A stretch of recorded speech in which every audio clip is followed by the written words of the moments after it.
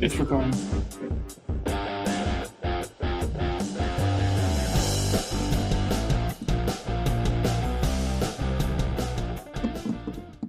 All right, hello everybody. We're back on. Apologize for last week. I had a situation come up right on Wednesday when we were recording. One of my wife's uncles passed away, and it was on Wednesday, so we kind of made some adjustments. And I felt the best way to honor him is to probably not do it and just take a week off. But I thought it might give us some more to talk about, but there's not a whole lot to talk about. But I don't know, Steve, what's been going on your way, man? Well, in the land of the Sooners, I think, we do have a little bit to talk about. Still good, positive vibes from hoops and football and the transfer portal. I guess, like Gabe and Teddy, we'll kind of start with some football stuff. We talked last time we were on, and I will say, too, speaking of being on, I apologize for my audio issues the last couple of weeks. I am back in my normal podcasting studio, aka my house. And so hopefully things will be better this week. But we did go get, I don't think we got the wide receiver, the big wide receiver from McNeese State, nor did we have the quarterback from Mercer the last time we were on. I think those were two things that we needed. And I would say the biggest bedwetting I see from Sooner Nation still going on is, and you've heard it here as well, why does Joe John still have a job? Why don't we have a tight end? But to me, people in the portal now, especially at this point, they're looking for two things. They're looking for cash and they're looking for fit. And while I think we can be competitive with the cash for a tight end, Arbuckle's offense does not feature a lot of tight end. So if you're a tight end and you're in the portal, you're trying to get another payday or you're trying to play at the next level. And I'm not sure playing in this system is really what a tight end is really going to be looking for. I think we got to develop them. And I'm glad you said that, because I was going to mention that, like, could it be that maybe our offense isn't for a pass-catching tight end? Maybe it's a blocking tight end, and we've got that. That's why Davion Mitchell, I know he's a nut, but maybe he just left just because he's like, this isn't going to fit my skill set. So, I mean, that's a thought. And I mean, like, to me, from what I've seen, I think it's going to be more H-back type stuff. I think it's going to be more like, I've heard positive things on Carson Kent. I've heard, positive things on some of these other guys as well. Kanik, obviously, is a good athlete. And, the season, it's a lot more important that we went and got a kicker, to me, over this last portal than it is that we went and got a tight end. I think we're going to use the kicker more than we're going to use the tight end. And if we get a kicker that can be, if we get inside if we get to the 30-yard line and we know we've got 3 points, we're going to play a lot of close football games. And I think that's kind of an underrated signing. And I do think we tampered on the kicker. So that was good stuff. Glad to know we're playing for keeps. And so that's kind of my portal thoughts. Still positive vibes, still all that stuff coming through there. I know some people are a little concerned with our recruiting class for this next year, going in right now. A lot of times we've got a lot of the heavy lifting done and that sort of things. But guys, if you're out there and you're recruiting against Oklahoma, you're telling everybody those cats are going to get fired over at OU. Don't sign with them. Yeah. So until we go and win some ball games this fall, while I do think we've got a lot of heavy lifting done, we're not going to get the finishing pieces to our class until we go win some football games. I don't think. No, and I mean, I don't know. Do you feel the same way I do? Is there much emphasis? It's bad for high school kids, but as much emphasis on high school recruiting as it used to be? Because now you can go in the portal and get whatever you want. Yeah, I mean, I can't remember who this was, and I'd like to give credit for whoever I get this stat from. I want to say it was Josh McQuistion, because that's who likes to talk about recruiting, but it could have been somebody else. So if I'm miscrediting this information, I'm sorry. But I think it was the national championship game of the starters, of the 20, of the, what would that be, 44 starters, I think something like only 5 of those guys were portal guys. The rest were high school recruits or something like that. Mm-hmm. Maybe it was 7, but it was something to that. 80-90% of the starters were high school recruits. And that's great when we can get to that level. But I do think we need to build the roster with high school recruiting, and then you plug in holes with the portal. And, obviously quarterback at portal has been very big, and I think that will continue to be that way. But that being said, I'm with you. If we go 9-3, but we had kind of a down year in high school recruiting, and BV gets another contract extension in the offseason, we go back and have a top 5 class again or a top 6 class again the next year, I'm perfectly cool with that. That just means we got to hit the portal a little bit harder. That's why we've got Nagy. I'm hoping for great things out of Nagy, which means he probably won't be here all that long. So, if we get to use him for a whole portal cycle next year of identifying some undervalued guys here and there, then that's great too. But, as of right now, and we talked about the David Stone saga a lot, and I don't want to go back through that, but that to me was why it was so big to get Stone back in the fold, is it just keeps all that positive momentum headed the right way going forward. Yeah, no, I agree. And it's now on a national scale, it's starting to come out. Like Josh Pate put on there, who do you think the most improved team in the SEC? And he said, I think it's OU, and it's not even close. I think we went after needs is probably the most important thing. It's like we went after things and didn't overspend. I mean, can we remember when portal first opened, how people are just crapping to bed about, oh my God, why did we get this player? Why did this guy's from, bull crap you? And it's like we had a plan, and it's kind of like Porter is. Porter has a plan in place. Because to me, we're both sports. Porter's what, 4 for 4 with what we've looked for. We go get the big from Bama. We get the big from was he Notre Dame, and then we go get 2 guards who led their team in scoring from from basketball conferences. I mean, plus we keep Dayton, we keep Mo. I mean, guys, there's 6 players right there that can hoop. Yeah. And I mean, and we know it. And that doesn't mean that we won't get anybody else or, that other people don't develop. We've got the 2 guys who didn't really get a play this last year, both coming back. We've got some other, some incoming freshmen coming in.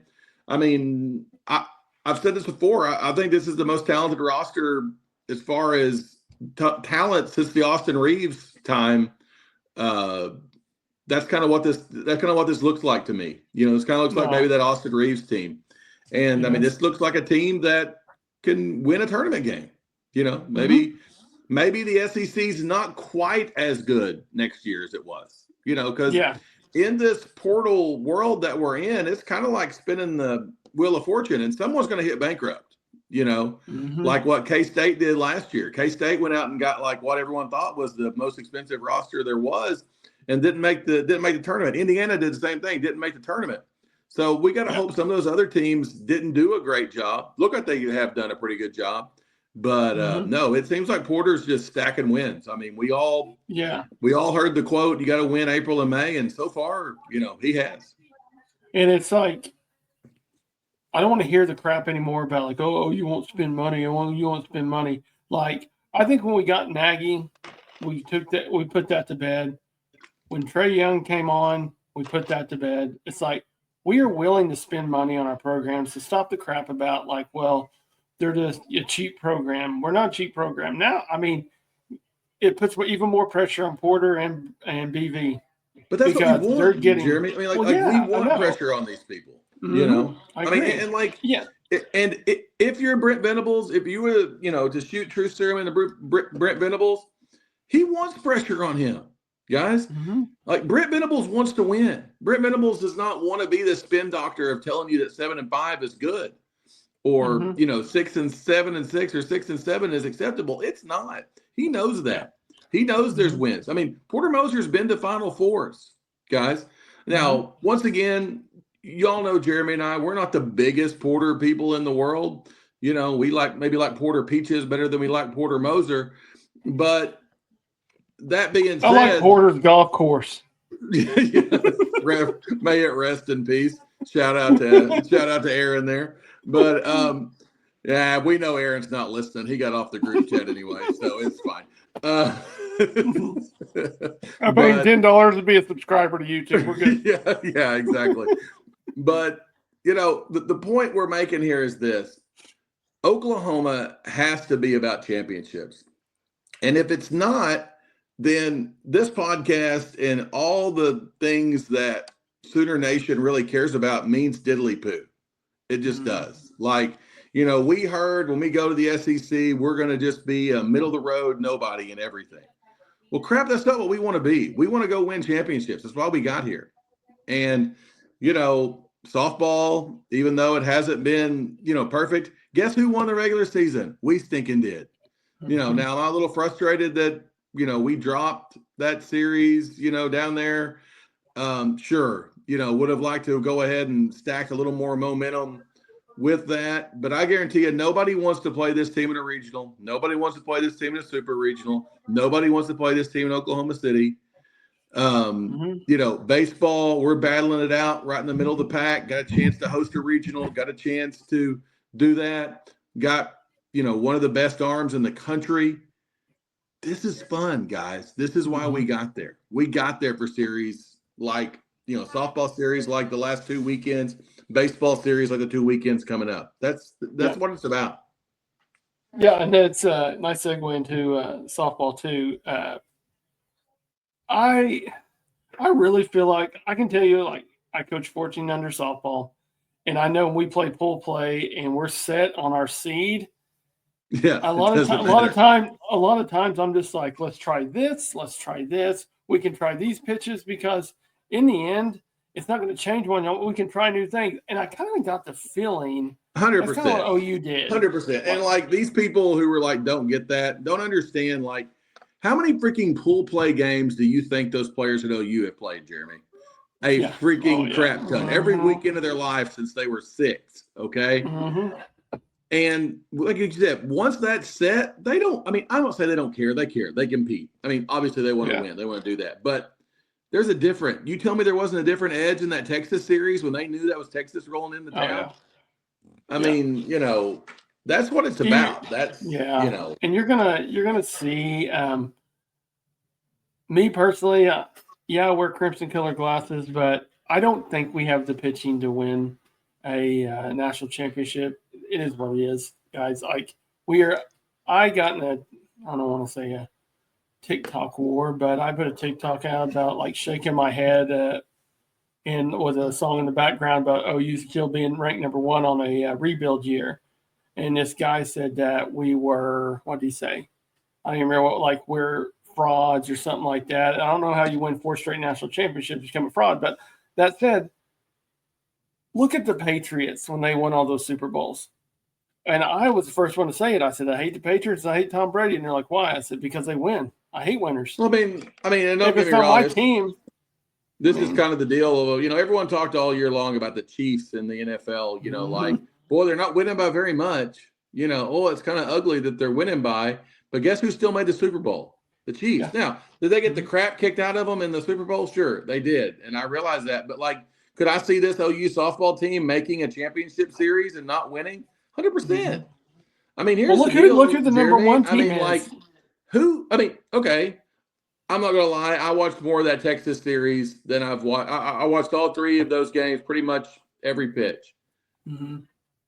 I don't think Texas has a pitcher. They have pitchers. Big. I'm not saying they don't have pitchers, but like they don't have. If we had one of Texas's pitchers, I would still have the same concerns that I have right now. Yeah. And that being said, we know we're in Mike White's head. Oh yeah. We know we're living rent free there. We understand that. Yeah. That's what I was exactly about to say is Texas has an OU problem. And here's the deal. And, maybe it's not Texas. Maybe it's Florida. Maybe it's Tennessee. Maybe it's, somebody else who knocks us out of there.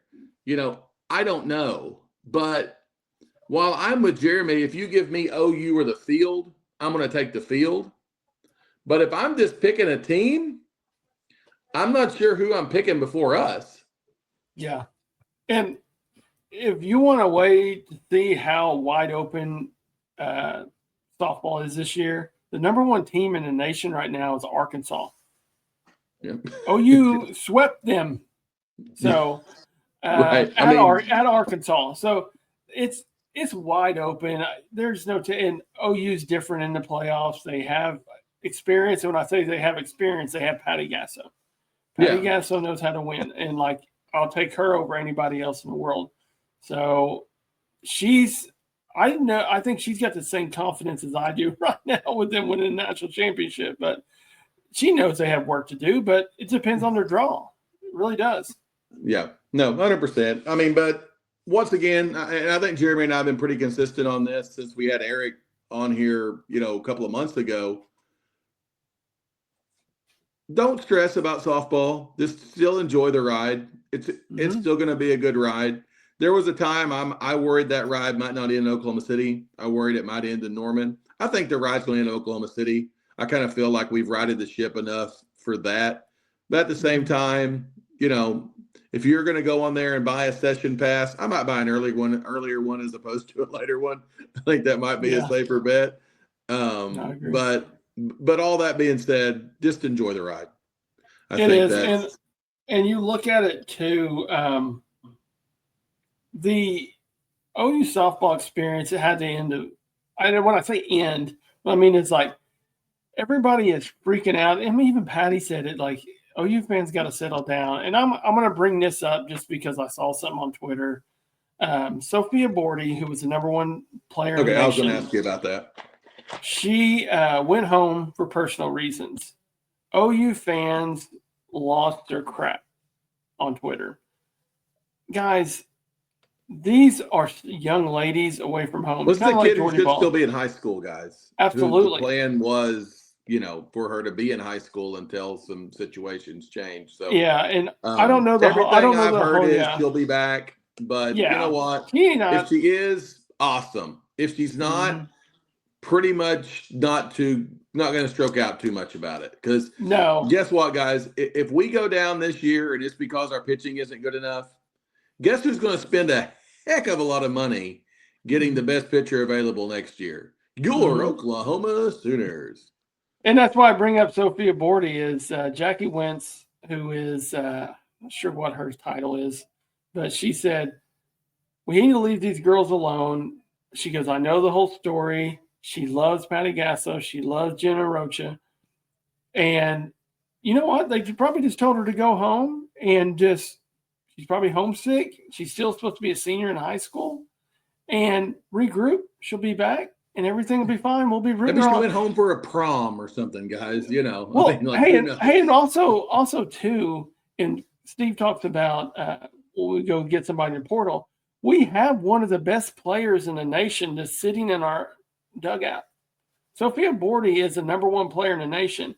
She has a lot of Geordie ball feel to her. So dominant stuff. I mean, just number one stuff. And she is a high school senior. So it is, don't freak out about crap like that. That's all I can tell you. Well, that kind of transitions to the next thing that I want to talk about. And this is one of those things where I honestly did this research back a little time ago, but as you know, Sooner Cast has been on the road for the last couple of weeks. So now that I've got a home game again, I asked Jeremy last time we were on, how many that Lincoln Riley, who was our head coach from 2017 to 2021, recruited 1, 2, 3, 4, 5, 6, 7, 8, 9, 10 5-stars. And Jeremy correctly answered that 0 of those 5-stars finished their career as Oklahoma Sooners. And if you go back even farther, does OU have a 5-star problem? And maybe this goes with our softball pitcher as well. Like Jeremy said, maybe that's what it is. So if we're looking at our deals for this year, let's just talk about, I'm just going to read off some names for you from the Lincoln Riley era. His first 5-star he signed was Robert Barnes. Okay. Second 5-star. Didn't he end up in Colorado? Is that where he was? Correct. This is fun. This is fun. You say the names, I'll try to tell you where they ended up. So. Okay. Brendan Radley Hiles, aka Boogie. Did he go to UCLA? Right Conference, Washington. He's Washington. coaching. He's coaching at USC. I went Howard Schnellenberger there. I said Washington. Yes. Okay. Bray Walker. Ooh, shoot. I don't know that one. Tough one here. The Texas State Bobcats. Okay. Yeah, I would never got that. Okay. Trajan Bridges. I will accept 2 answers here. Did he go to Colorado? No, went to prison, then Central Arkansas. It's kind of the same thing. Yeah, either way. No, if we have any people in Conway that are following us, sorry about that. But Theo Weiss, think you can get this one. Missouri. Yep, very good. Spencer Rattler. Let's see, South Carolina. Very good. Jadon Hazelwood. God, where'd Hazel? Oh, Arkansas. Isn't that right? Arkansas. Yep. Yeah. Yep. Okay. Now, Jadon Hazelwood was one of only 2 consensus 5 stars that we had during the Lincoln Riley time. We'll get to the other one in just a second. Mario Williams. Mario at USC. Then he went to Tulane. Very good. Double points there. I don't know if you'll get this next one. Clayton Smith. Yeah. Did he go to prison too? Incorrect. He went to Arizona State, which is, where people go to. If you party too hard, you might end up in jail. Probably not prison, probably just straight jail. I probably wish I'd have gone to Arizona State when I was in college. But. Yeah. And then Caleb Williams. Ever heard of him? USC. Very and good. The Chicago Bears. Yes, very good. And Caleb Williams and Jaden Hazelwood were the only 2 consensus 5 stars of the Lincoln Riley era. Now, of the Brent Venables era, the 5 stars we have signed: PJ Adebaware, Peyton Bowen, Jackson Arnold, David Stone, Michael Fasusi. So far, we've only lost one of those. And we know where Jackson Arnold ended up. But one thing that is interesting is all 5 of those were consensus 5 stars. So, not as many 5 stars as Lincoln. But it is kind of interesting that these are like more real 5 stars. If you wanted to be that guy who skews, if we worked for like MSNBC or Newsmax or Fox or CNN, we would just be like, well, Brent Venables assigned 5 stars, and Lincoln Riley only signed 2. Or we could skew it, the other way that, 1 in 5 of Brent Venables' people have went away, while 100% of Lincoln's went away. So just kind of some interesting trips down some memory lanes. And, looking back, I went with 5 stars all the way back to Jeremy and I's college days of Tommy Grady. The great Tommy Grady. There's a name. Remember, and we can kind of go to this little remember wins, but remember when Tommy Grady had a little mishap there right across the road from our apartments when Jeremy and I were living at the fine establishment of Hampton Woods there in right off Highway 9 in Nompton. And Mr. Grady had an unfortunate incident just down the road. And when that incident occurred, it was like cockroaches with the lights, with not just the lights turned on, but floodlights turning on as he was going out there. But do want to tell, this is not a 5-star, but we're going to tell a quick story on myself. Jeremy, remember the time that I almost ran over OU quarterback Paul Thompson? And also remember you also trying to hit Ronaldo Works. Yes. He stiff-armed your car. So. He did. And if you've ever parked in the parking lots, in the parking garages, you know that OU just didn't really give a crap. And if you also know Goss, I wait for no one. Pedestrians enter the roads at their own risk. My truck was stiff armed by Ronaldo Works and Paul Thompson in pretty short order. There, it was the parking garage there, right next to the blender, right next to the physical sciences center where most of my classes were. But that was just That was just how it worked with me. Hey, Another he little he had insight places into to go. the idiosyncrasies that are dealing with Goss. When we were starting this deal tonight, I had my daughter's basketball practice, and I was running a little bit late, getting home. And I told Jeremy, I was like, "Hey, man, I'm not going to be there right at 7:30. Let's do this. Let you know when I get home." And Jeremy's like, "Okay, no, it sounds good. I'm just about to eat." And I was like, "Well, me too." But Jeremy, how long do you think it takes me to eat a meal? I would say probably not even a minute. When Steve eats, it's almost like he's being timed. He looks like Joey Chestnut. He's like we have somewhere to, like, he always ate like we had somewhere to go, and I'm like, we don't have anywhere else to go right now. You can savor that just a little bit. So my reply back to him was, just take bites. That's all I ask you to do. So. One time we were in college, Jeremy and I were with some other friends of ours, and I really felt it was unnecessarily long how long one of our other friends was taking, or one of our buddies named Neil. And so I just physically stood over Neil, and as he ate the rest of his burger, and just was like, "Let's go, let's go, let's go." I think you actually ate some of his food too. I did. Yes. Tater tots were consumed. But R.I.P. Big Duntries. But that was good stuff. That's just kind of that's part of the Goss experience. And while we're ripping on food choices, Jeremy has been shamed.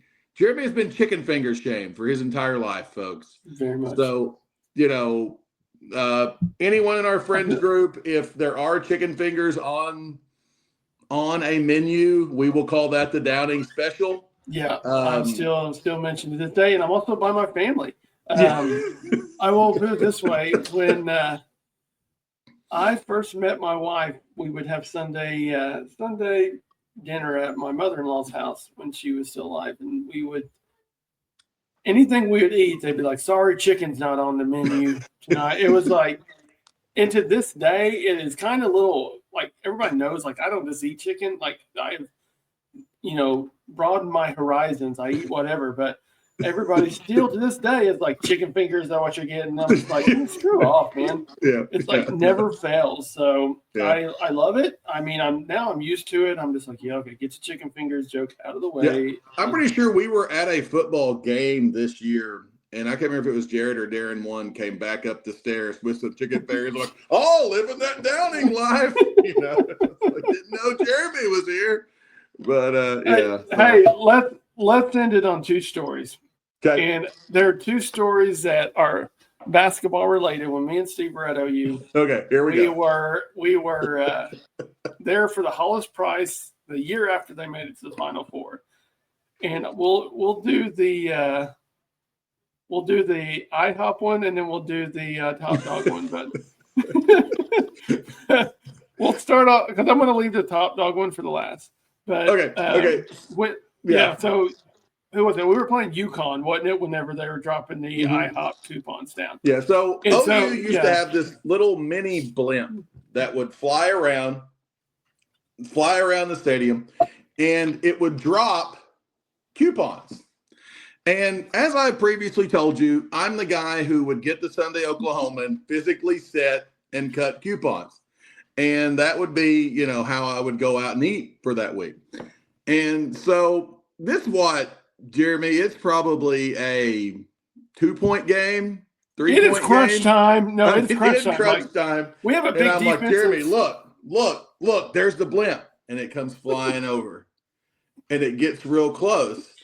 And I see a coupon start dropping, and these coupons are like little, about business card size, but just regular paper that are falling. And so during the heat of the moment, I hop over 2 seats, army crawl just a little bit, push kids out of the way, and retrieve it, just like, if you've ever seen Slumdog Millionaire, when they go down through the crap, that was pretty much what I did to retrieve that IHOP coupon. Now, he was angry that day, my friends. Yes. Now, to add to the IHOP deal here, once again, not to offend anyone in this deal, but IHOP, I'm going to tell a little IHOP story. Jeremy and I went to IHOP one time on Valentine's Day. Okay. And IHOP had an all-you-can-eat pancake special for $3.99. Now, Jeremy and I were both single gentlemen at the time. And there were two co-eds there in a booth next to us. Normal people would have like, oh, they're out on Valentine's Day without dates. Maybe we should just go talk to them. Not Goss. I was there to get my $3.99 worth. And they bring you these pancakes in groups of 3. So 3 down, no problem. 6 down, no problem. Pancakes number 9 comes. What does Goss start doing? He starts knocking to let them know to keep it coming. Give it wings. Give it wings was the exact quote that I gave to our waitress.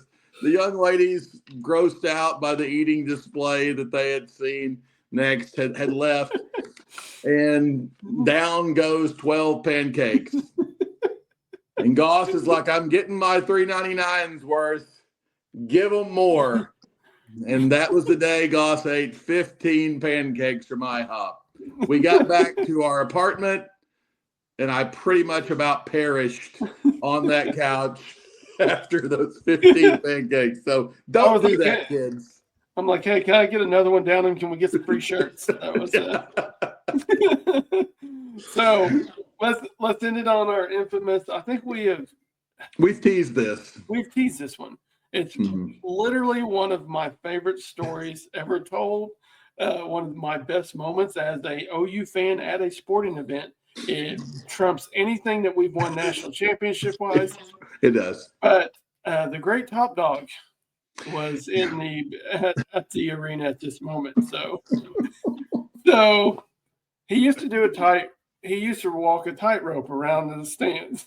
And so what we're talking about, folks, we've all been to Lloyd Noble, and the concrete ring that encloses not where the temporary seats are, but the concrete ring that encapsulates the main part.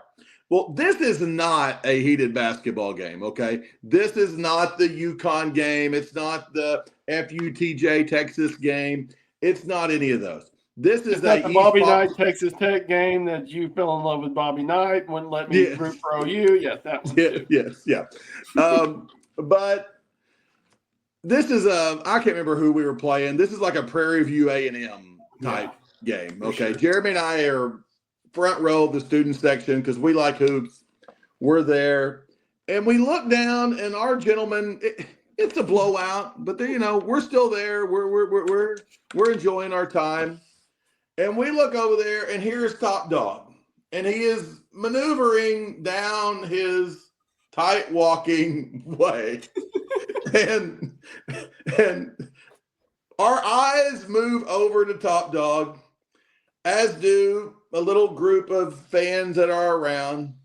And Top Dog slips. And when he slips, he absolutely racks himself directly on the concrete. And at the time, the band was in one of those end zones, and he falls directly into the band. And down goes Top Dog. And the trumpet goes, he's down. God, I don't know, Jeremy. How long is he down? Minutes. I don't know. But his head dropped, and as his head dropped, we realized that this was not an act. No, that is a guy in that costume. Top Dog was not female. Top Dog was male. And the gasp from the hundreds and hundreds of people that they're like, oh, and he's just like, his body just rolled off of that.